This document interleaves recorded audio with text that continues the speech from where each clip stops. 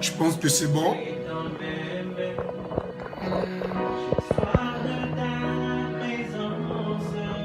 Toutes nos excuses, c'est pour la qualité de l'image, pour que chacun puisse se sentir à l'aise. Alors nous vous saluons dans le puissant nom de Jésus-Christ de Nazareth. Et je veux saluer mon papa, mon mentor, Papa Mathias, sois béni. Je salue ma maman, Maman Isso. Et je bénis Dieu pour chaque personne qui suit cette émission. Pendant que tu seras en train d'inviter des personnes à être connectées, la main de Dieu rejoindra ta maison, te touchera, te visitera de manière exceptionnelle. Et la gloire ne cessera plus jamais. La gloire de Dieu ne quittera plus jamais dans ta maison. Alors aujourd'hui, nous poursuivons notre thème. Comment prier, déclencher la gloire de Dieu. Et je disais la semaine passée, dans Luc chapitre 18, comment le Seigneur nous a exhortés à demeurer fermes, de prier sans cesse. Beaucoup prient et disent, malgré ma prière, je ne vois rien s'accomplir. Persévère.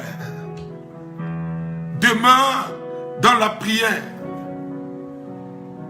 N'arrête jamais de prier, parce que quand tu arrêtes, tu viens de mettre fin à un long processus qui s'est déclenché pour provoquer ton entrée dans une nouvelle dimension, un nouveau programme de Dieu. Alors, aujourd'hui, nous allons poursuivre. Et tes prières porteront les fruits que personne n'a jamais eu dans ta famille. Alors Jésus va dire à ses disciples dans Matthieu 26, verset 41, veillez et priez, afin que vous ne tombiez pas dans la tentation. L'esprit est bien disposé, mais la chair est faible. Jésus parle aux disciples qui ont expérimenté la gloire de Dieu. Ça, c'est le Fils de Dieu qui parle. Il parle à ses disciples, il dit de veiller. Dans Luc chapitre 18, il dit de prier sans cesse. Ici, il dit de veiller et prier. J'ai prié, j'ai demandé à Dieu, Dieu m'a béni. Mais ce n'est pas le moment de me reposer. Beaucoup de personnes pensent que quand tout va bien dans leur vie, ils doivent se reposer et attendre que les mauvais jours viennent. Vous savez, il est facile pour un pauvre de changer de classe, mais c'est difficile pour un riche de tomber dans la pauvreté. Voilà pourquoi c'est dans notre période d'abondance. C'est pendant que nous sommes en train d'expérimenter les grâces de Dieu, les bénédictions de Dieu, que nous devons demeurer dans la prière, demeurer ferme dans la prière. Croire que ce que nous demandons à Dieu, Dieu nous l'accordera. C'est pas dans la période d'abondance qu'on prie Dieu. Voilà pourquoi il est important. Pendant que tu fais tous les efforts, tu ne vois rien. Même si tout est comme une ombre noire devant toi, la gloire de Dieu est tapie dans l'ombre, en train de préparer quelque chose d'extraordinaire. Et c'est en ce moment, comme le diable sait, que Dieu prépare une bonté pour toi, que ta vie est une vie irréprochable, une vie de puissance en Dieu. Le diable, lui, ne se repose jamais. Voilà pourquoi Jésus dit de veiller et prier pour ne pas tomber en tentation. Parce que vous voyez, quand Dieu nous bénit, quand les moments de la vache grasse sont là, nous pensons que nous n'avons plus besoin de prière et nous commençons par baisser les bras.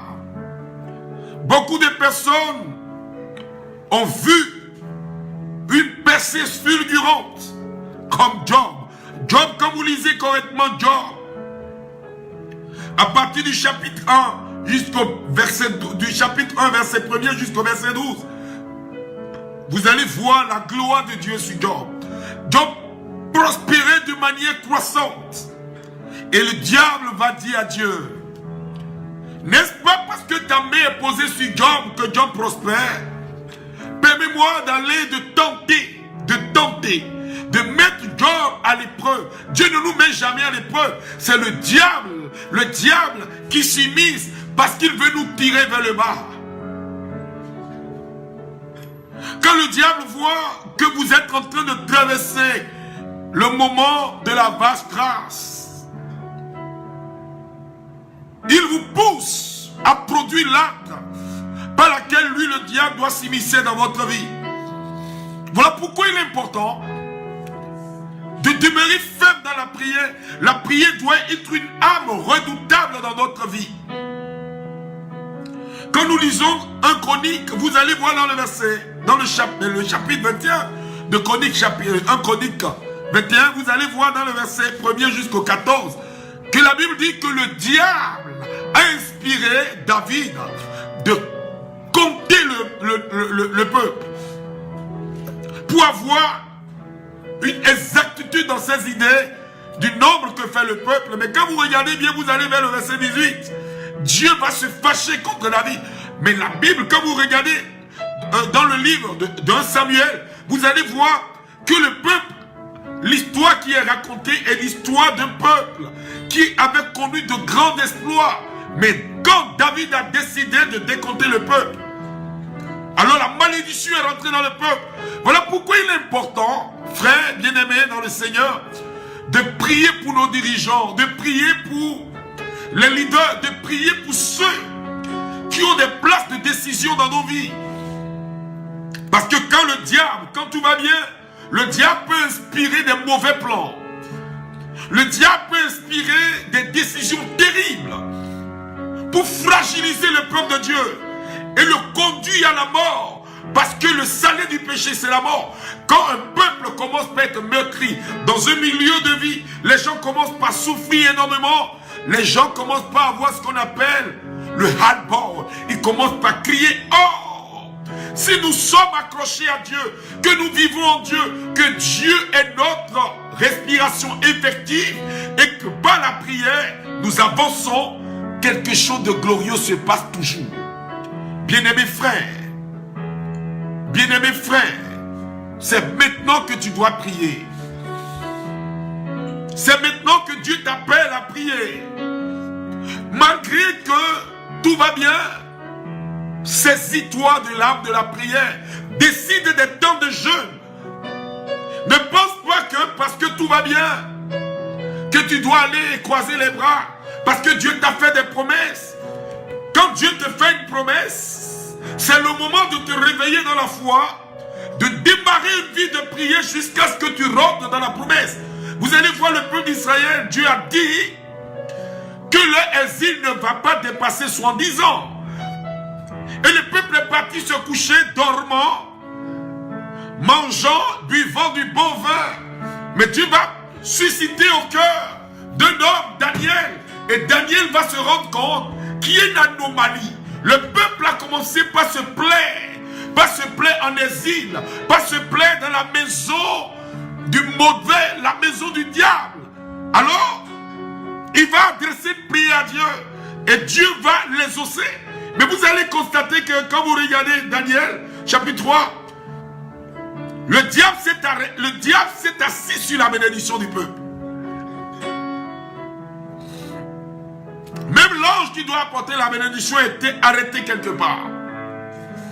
Si tu es premier aujourd'hui, tu dois faire l'effort de demeurer premier. Il ne faut pas être un premier qui devient un dernier, non. Je vais vous raconter une anecdote. Il y a un homme qui était tellement rempli de la bénédiction, d'une prospérité hors du commun. Oh, c'est un homme qui allait à la prière tout le temps. Il priait, matin, midi et soir, il priait. Quand tout allait mal, il priait. Alors quand Dieu a commencé par bénir cet homme, il a dit maintenant, j'ai eu tout ce dont j'avais besoin. Je ne vais plus à la messe. Il considérait désormais les messes comme des messes très longues, qui sont épuisantes, fatigantes. Quand il allait dans les lieux de prière, il était pressé, il regardait tout le temps sa montre. Alors, il va vivre une expérience. Tout tous ces contrats qui lui rapportaient beaucoup d'argent ont commencé par tomber. Alors qu'il est rentré dans la présence de Dieu, Dieu va lui dire, écoute-moi mon fils, la première fois quand tu as crié vers moi, je t'ai exaucé. Une deuxième fois, je t'ai exaucé, mais toi tu es incapable de m'accorder une infime partie de ta vie. Ne serait-ce que 1 heure, ne serait-ce que 15 minutes, ne serait-ce que quelques minutes pour t'arrêter et réfléchir.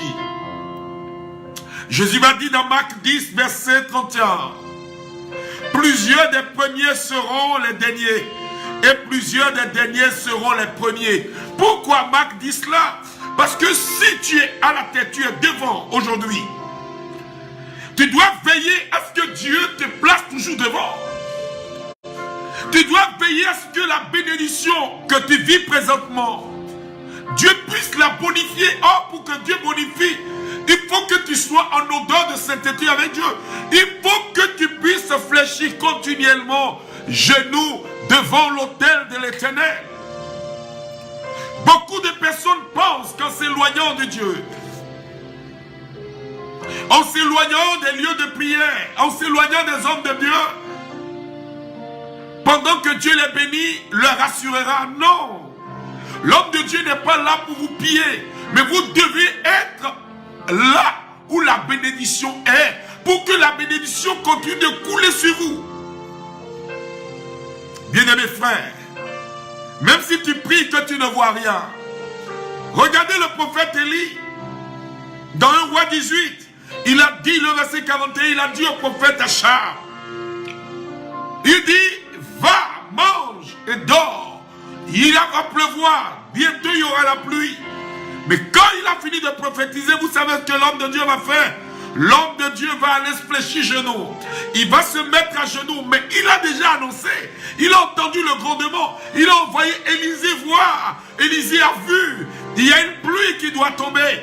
Son serviteur est parti voir. Il y a une pluie qui va tomber. Mais l'homme de Dieu n'est pas resté silencieux. L'homme de Dieu est à genoux. Il s'est mis à genoux. Les pieds entre ses genoux. J'ai essayé de faire cet exercice que Élie a fait. C'est pénible. Pénible. Se mettre à genoux et regarder les pieds, la tête entre les jambes, regardant dans la direction de la pluie. Quand le prophète, le serviteur du prophète est allé une première fois, quand il est revenu, il a dit au prophète, je n'ai rien vu. Une deuxième fois, je n'ai rien vu. Une troisième fois, je n'ai rien vu. Une quatrième fois, je n'ai rien vu.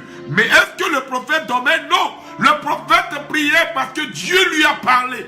Et quand Dieu parle, quand Dieu libère une prophétie sur ta vie, quand Dieu fait une promesse à quelqu'un, cette personne à qui Dieu a fait la promesse doit se mettre en prière. Prier jusqu'à ce que la bénédiction se manifeste.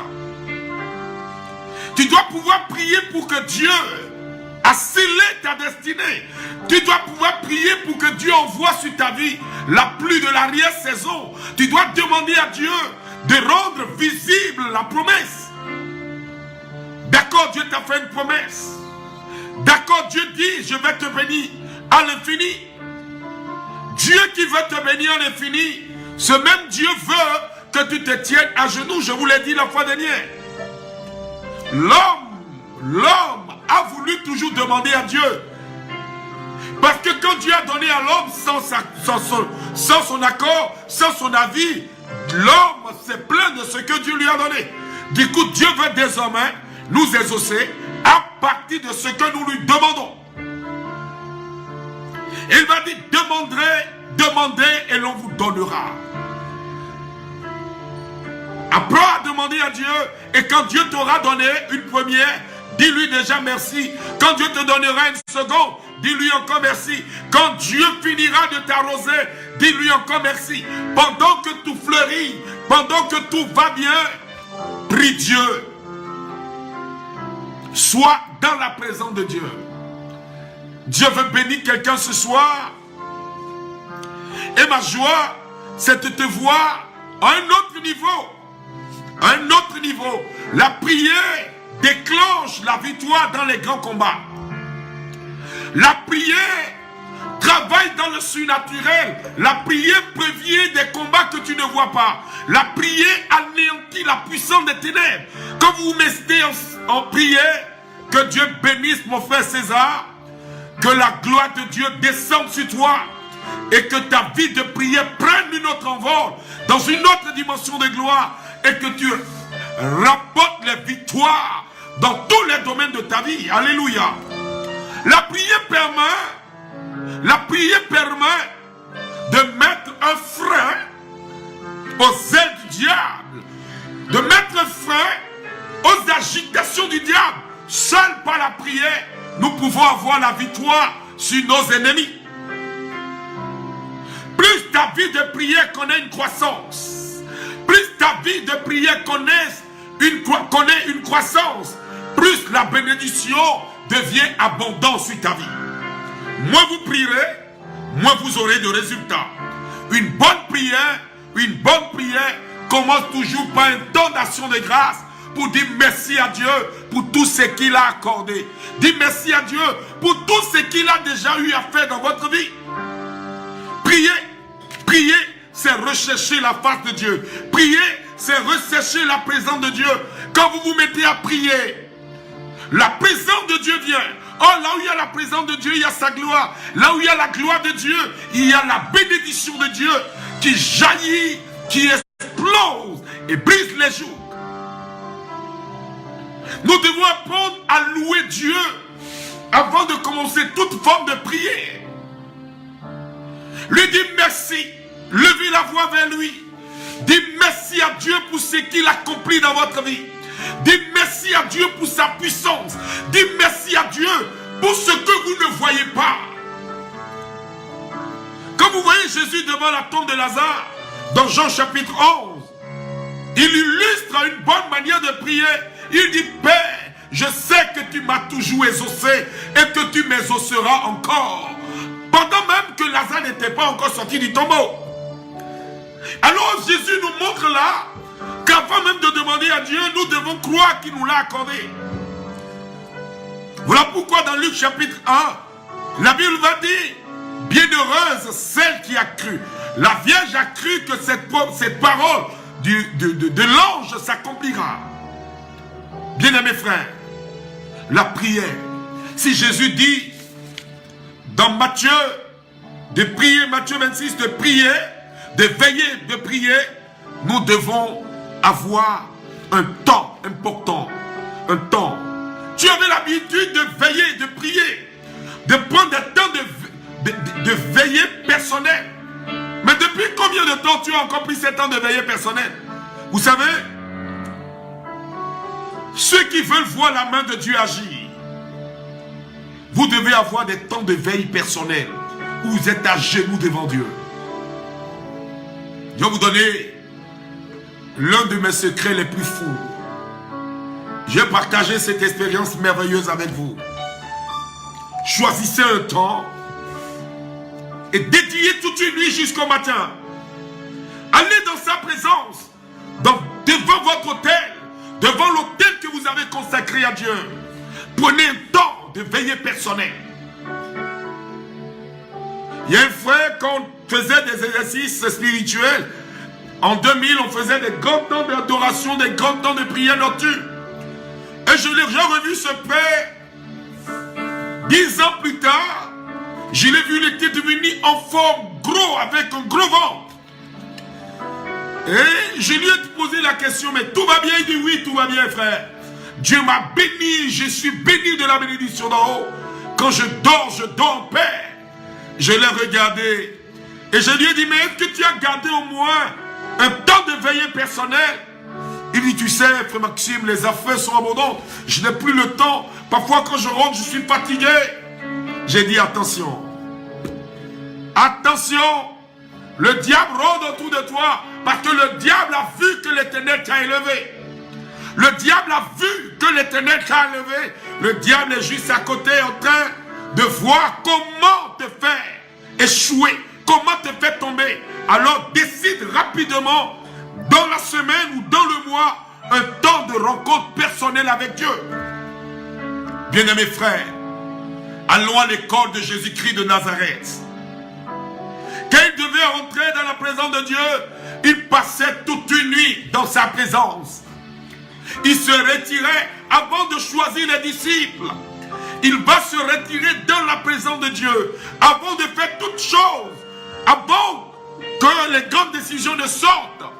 Prenez tant de veille personnelle. Bien-aimés, ne vous amusez jamais avec la prière. Quand vous avez fini de louer Dieu, demandez au Saint-Esprit de révéler les types de péchés qui peuvent vous priver de sa présence, qui peuvent vous priver de sa gloire, qui peuvent vous empêcher de rentrer dans votre bénédiction. Que le Saint-Esprit vous rappelle tout ce qui a comme faille dans votre vie. Alors dès que vous finissez cette phase, alors vous déversez votre âme dans une repentance sincère. Une repentance sincère, une repentance qui part du cœur, qui vous oblige et vous pousse à pleurer, à regretter vos actes, à croire que Dieu, le miséricordieux, a la capacité, le pouvoir de vous pardonner tout ce que vous avez fait, croire que Dieu vous a pardonné. Et quand vous déversez votre âme dans la repentance, vous devez croire qu'en déversant votre âme dans la repentance, le Dieu de victoire, le redoutable Dieu, à qui rien n'est impossible. La Bible va dire dans Matthieu 19, verset 26, à Dieu, rien n'est impossible. Aux hommes, cela est impossible. Mais à Dieu, rien n'est impossible. Croire que Dieu vous a pardonné. Parce que ce qui est dangereux, c'est qu'après un bon temps de confessionnat, un bon temps de repentance, le diable te dit que Dieu ne t'a pas pardonné. Et tu commences par t'accuser. Tu commences par prendre la place du diable qu'on appelle l'accusateur. L'accusateur de nos frères. Christ l'a vaincu au bois de la croix. Et il ne renoncera jamais. Il ne renoncera jamais jusqu'à ce qu'il te voie à terre.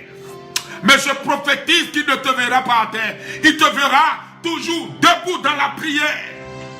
Recherche la gloire de Dieu. Recherche les lieux de prière. Et quand tu as fini la repentance, invoque le sang de Jésus. La Bible va dire dans Apocalypse 12 qu'ils l'ont vaincu par le sang de l'agneau. Ils l'ont vaincu par le sang de l'agneau. Et quand tu finis cette étape, invoque le sang de Jésus sur ton corps, ton âme et ton esprit. Déverse la gloire de Dieu sur ton âme. Déverse la puissance du sang de Jésus sur les portes de ta vie. Déverse la gloire de Dieu sur les portes de ta vie. Et baigne-toi dans le sang de Jésus.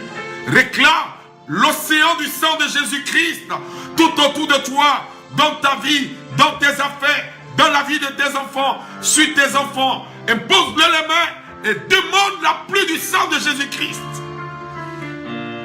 Après cette étape passée, prends un temps de silence et demande à Dieu, Seigneur,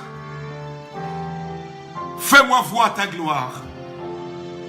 Oui, Seigneur, fais-moi voir ta gloire. Je reconnais que tu peux tout et qu'à toi rien n'est impossible. Voilà pourquoi, Père, je me déverse dans ta présence. Je refuse de m'éloigner de ta gloire. Je refuse de m'éloigner de ta présence. Je vais expérimenter la pluie de ton esprit. Alléluia. C'est à partir de ce moment, connectez-vous, connectez-vous, connectez-vous. C'est à partir de ce moment que tu peux commencer par demander la pluie du Saint-Esprit. La pluie du Saint-Esprit sur ton corps. La pluie du Saint-Esprit sur ton âme. La pluie du Saint-Esprit sur ton esprit. Tu demandes la fusion entre l'Esprit de Dieu et ton esprit. Ce mélange extraordinaire pour faire de toi un homme surnaturel. Et quand tu es dans cette présence, que ton âme est déversée dans l'esprit, demande au Saint-Esprit que tu veux sentir sa présence. Dis-lui bonne arrivée. Le Saint-Esprit est une personne physique. Elle est là où vous l'invoquez. Quand vous invoquez le Saint-Esprit, il est toujours présent. Ce que Dieu donne facilement à tous ceux qui croient et qui s'abandonnent entre ses mains. Alléluia. C'est son esprit paraclet, son esprit d'amour, son esprit de puissance, son esprit de vérité. Si Dieu t'a fait une promesse que tu n'as pas encore vu venir, alors bien-aimé frère, dis Seigneur, c'est le moment. C'est le moment. Je veux voir ta gloire. Je crois que c'est ma saison. Si tu n'es pas né de nouveau, si tu n'as pas encore fait une expérience personnelle avec Jésus, dis-lui Seigneur Jésus, je veux faire une expérience personnelle avec toi. Celui qui t'introduit dans le mystère de la révélation, c'est le Saint-Esprit. La présence du Saint-Esprit dans ta vie crée une connexion entre toi et Dieu. Elle va jusqu'à rejoindre ton âme. Elle va au niveau de la jointure. Elle te permet de voir, d'invoquer Dieu et de l'appeler désormais Abba. Abba qui veut dire racine. Abba qui veut dire principe. Abba qui veut dire d'où sort la source. Le fondement. Alors quand le Saint-Esprit habite en toi, ta vie de prière change. Le Saint-Esprit nous oriente dans la prière et nous enseigne comment prier. Après cette étape, demande au Saint-Esprit que tu veux expérimenter l'onction. Une dimension de puissance dans l'onction. Et quand l'onction est là, l'onction va au-devant de toi. Quand vous lisez bien Luc, chapitre 4, verset 16. Je vais vous lire Luc 4. Luc 4, verset 16. Luc 4, verset 16. Prions ce lieu. Luc 4. Luc 4. Vertu, esprit de connaissance, Saint-Esprit de Dieu, agis en ce lieu. Regardez ce que la Bible dit dans Luc chapitre 4, verset 16. Luc chapitre 4, verset 16. Oh Saint-Esprit, merci d'agir en ce lieu.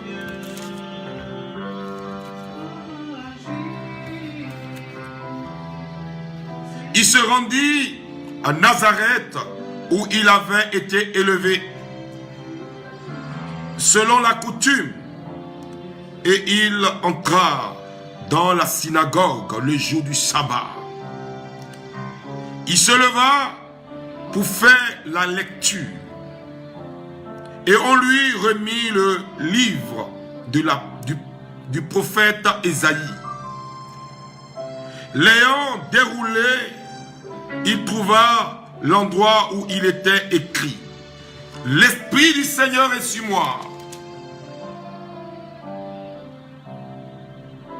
parce qu'il m'a oint pour annoncer une bonne nouvelle aux pauvres. Il m'a envoyé pour guérir ceux qui ont le cœur brisé, pour proclamer aux captifs la délivrance et aux aveugles le recouvrement de la vue, pour envoyer libres les opprimés, pour publier une année de grâce du Seigneur. Vous imaginez, Jésus sort du désert et voici ce qu'il proclame. Il dit: l'Esprit du Seigneur est sur moi. Je veux que quelqu'un puisse cette semaine déclarer cette parole: l'Esprit du Seigneur est sur moi. Il m'a consacré par l'onction. Tu dois croire que l'Esprit de Dieu est sur toi, présent en toi. La grâce est disponible. Regardons le verset 14. Jésus se rendit. Jésus, revêtu de la puissance de l'Esprit, retournant en Galilée, et sa renommée se répandit dans tout le pays des alentours. Il enseignait dans les synagogues et il était glorifié par tous. Glorifié par tous. Pourquoi? Parce que la gloire de Dieu est sur lui. Vous savez, quand l'onction vous rejoint, tout tout devient facile. Vous expérimentez ce qu'on appelle la gloire Shekinah de Dieu. Bien-aimés frères, je vais faire une prière. Connectez-vous. Je prie. Je vois le frère Sangyo. Je vois le frère Clément Kakochichi. Que la gloire de Dieu soit sur toi. Que l'onction te rejoigne. Que l'onction te remplisse. Notre émission a du recrutement. Si tu n'as pas encore été recruté par Dieu, dis à Dieu, je veux que tu me recrutes. Peut-être que tu ne connais pas Dieu, que quelqu'un t'a permis de suivre cette émission, que tu n'as pas encore fait cette prière d'engagement personnel. Seigneur, je te reconnais comme le seul Seigneur et Sauveur de ma vie. Je refuse d'adorer notre Dieu que toi. Je m'abandonne entre tes mains. Prends le volant de ma vie et je te reconnais aujourd'hui même comme Seigneur et Sauveur personnel de ma vie. Dès que tu as fait cette prière, tu viens de déclencher une admission dans le corps de Dieu. Tu viens de faire une déclaration qui t'ouvre la porte du ciel, la porte du nouveau. Nouvelle vie, une nouvelle vie. Un jour nouveau commence pour toi. Il est fidèle celui qui a prononcé cette parole.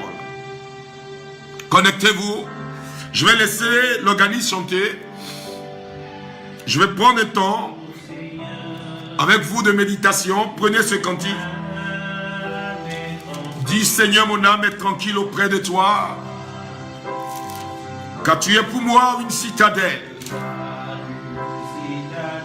Oui, jamais mon Dieu je ne serai humilié. Mon Dieu, je ne serai humilié, car mon salut vient de toi. Tous ceux qui nous suivent depuis l'extérieur, de l'autre côté de la France, soyez visités. De l'autre côté, soyez comblés par la gloire de Dieu. Écoute bien ce cantique. Je vous dédie ce cantique. Et connectez-vous, je vais prier maintenant. Après, dès que le cantique va s'arrêter, je vais faire une prière. Et le Seigneur va utiliser ma voix pour rejoindre tous les endroits où vous vous retrouvez. Votre maison. Parce que cette voix va retentir dans ta maison. Quelque chose d'extraordinaire va commencer. Dieu agit dans sa parole.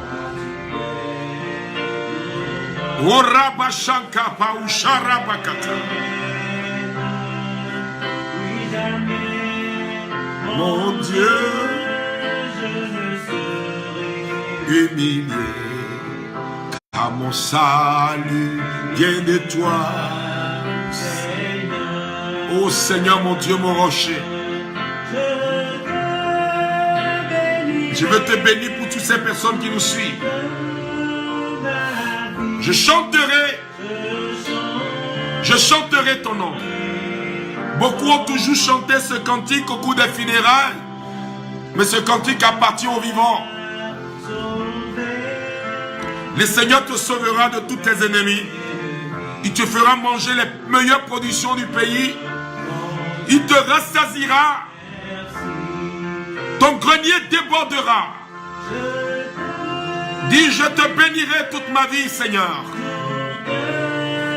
Seigneur, ce soir, je vais prier pour tous ceux que nous n'aimons pas, ceux qui ne nous aiment pas, ceux qui nous critiquent.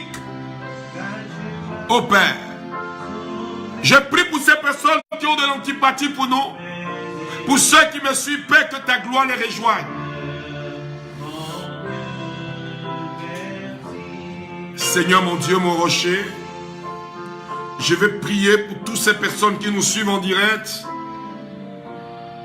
et qui vont nous prendre, Père, que ta grâce les couvre, que ta puissance les fasse rentrer dans cette partie du témoignage de ta gloire.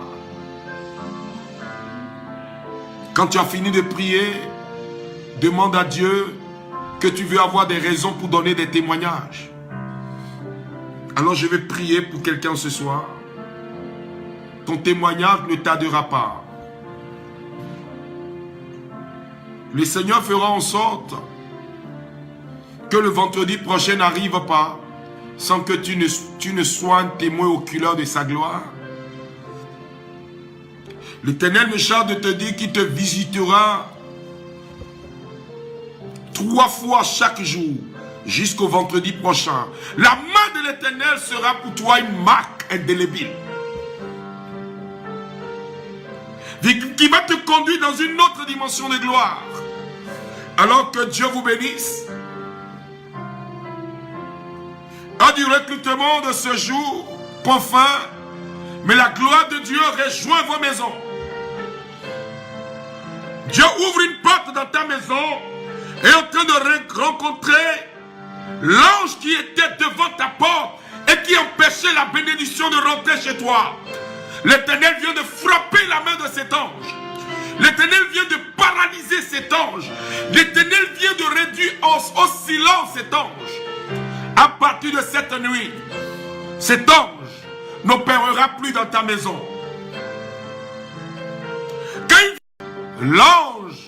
L'ange de l'Éternel le récupérer, le ligoter et le ramener à sa place. Cette nuit, je le déclare, sera une nuit de victoire. Une nuit où l'Éternel t'accordera une victoire hors du commun. L'ennemi qui était tapis dans l'ombre sera dévoilé, exposé. Et tu n'auras d'autre choix que de contempler le nom de l'Éternel. La Bible dit, fais de l'Éternel tes délices. Il te donnera ce que ton cœur désire. Que Dieu te bénisse. Que sa gloire soit sur toi. Et que sa faveur se retrouve dans tout ce qui t'appartient. Au nom de Jésus-Christ, j'ai prié. Amen. Exercice pour la semaine. Nous allons prendre, pour cette semaine, nous allons prendre comme test 1 Pierre chapitre 5, verset 8. Nous allons demander à Dieu que nous voulons plus combattre seuls, que nous voulons combattre avec lui. Nous allons demander à Dieu d'intervenir comme il a dit dans le psaume 35, que nous voulons expérimenter sa grâce tout au long de cette semaine. Je vais t'exhorter à prier pour une personne que tu aimes bien, à prier pour un homme de Dieu, choisis un homme de Dieu, prie pour lui, demande la grâce de Dieu sur sa vie. Surtout si c'est un homme de Dieu que tu écoutes, dis à Dieu de l'utiliser pour déclencher la pluie dans ta vie. Et que toute cette semaine, quand il parlera, que ses propos déclenchent dans ta vie le surnaturel. Au nom de Jésus-Christ, Père, j'ai prié. Amen. Le dimanche, nous avons une rencontre extraordinaire entre ceux qui sont en cessation d'emploi, c'est-à-dire ceux qu'on appelle chômeurs. Nous verrons à partir de 10h. De 10h à midi, nous allons prier le dimanche, demander à Dieu un retournement de situation. Prier que la faveur de Dieu soit. Et ça sera nos creusets d'incubateurs. On va préparer des incubateurs qui vont aider ces personnes à développer, à déployer leur potentiel, même en dehors du milieu professionnel, pour les aider à développer des activités secondaires. Alors je vais te souhaiter joyeux anniversaire à mon fils, Jean Gomenou, qui fête son anniversaire en ce jour extraordinaire. Joyeux anniversaire à toi du côté de Ouagadougou. Que la main de l'Éternel te révèle encore et encore et qu'une nouvelle saison commence pour toi. Que la bénédiction de l'Éternel se saisisse de toi.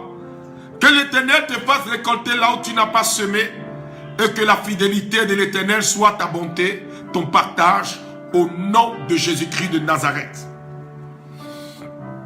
Je vais prier spécialement pour quelqu'un qui nous suit depuis le Nigeria. J'envoie la pluie de l'arrière-saison dans ta vie. Parce que tu en as besoin, tu as tellement pleuré. L'Éternel dit, je te ferai récolter là où tu n'as pas semé. Je prie que le ministère des anges se saisisse de tous ceux qui suivent cette émission et que tout au long de cette semaine, il y ait des témoignages sans cesse. Au nom de Jésus-Christ. Amen. Heure du recrutement de ce jour prend fin. Je vais vous exhorter à envoyer vos témoignages. N'ayez pas peur de témoigner. Si l'Éternel t'a béni, tu dois en retour parler de ce qu'il a fait pour toi. Alors vous pouvez nous écrire aussi inbox, heure du recrutement @gmail.com. Si l'Éternel t'a fait du bien, témoigne. Qu'il te bénisse, le Dieu d'Israël, le Dieu d'Abraham, d'Isaac et de Jacob. Quelqu'un a dit, comment pouvons-nous soutenir heure du recrutement? Tu peux appeler le 64, le 21, 25, 25. Si tu es à l'extérieur, tu mets l'indicatif plus 229. Et la gloire de Dieu, que la gloire de Dieu soit sur vous. Je prie pour quelqu'un qui est en train de pleurer. Tu pleures parce que tu ne sais plus où mettre la tête. L'Éternel me charge de te chanter ce cantique. Ne t'inquiète de rien et n'aie aucune crainte. La joie vient le matin, les problèmes de Dieu qu'entend. Souviens-toi de ton ami Jésus, qui étira toutes tes larmes. Et si ton cœur est brisé, lève-toi et déclare, oui je sais. Je sais que je réussirai. I know. Je sais que je résisterai. Quel que soit ce qui arrivera, ma vie est dans tes mains. Et Jésus, je le peux. Avec lui, je résisterai. Quel que soit ce qui arrivera, ma vie est en tes mains. Que Dieu vous bénisse, que sa gloire soit sur vous. Amen.